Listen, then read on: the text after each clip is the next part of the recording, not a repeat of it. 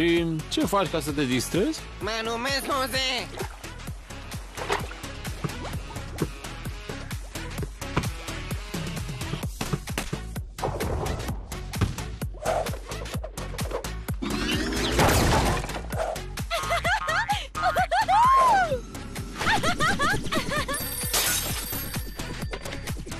Scuze, ați greșit numărul.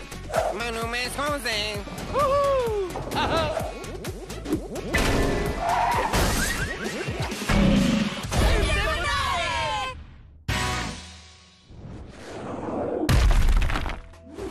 Cum vă descurcați cu noile puteri? Sunt super! Cum? Ai auzit bine? Toată ziua m-am ferit de capcane. Nu m-am lovit deloc.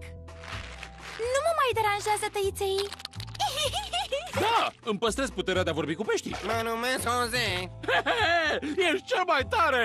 Glumiți cumva? V-am dat cele mai absurde puteri. Poate că ne-ai dat cele mai absurde puteri, dar măcar sunt diferite. Da, e o schimbare frumoasă de ritm. Alertă infracțiune! Se pare că Gizmo planifică o invazie de roboți pe o fortăreață plutitoare! Haideți, titani!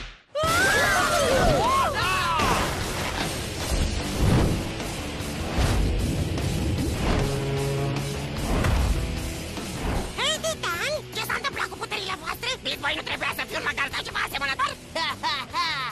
Acum eu am puterea gândirii, năucule. Și eu am puterea să-mi întind membrele. Și eu vorbesc cu peștii. Mă numesc... Acum, Jose! Deci v-ați dat puterile pe niște puteri absurde?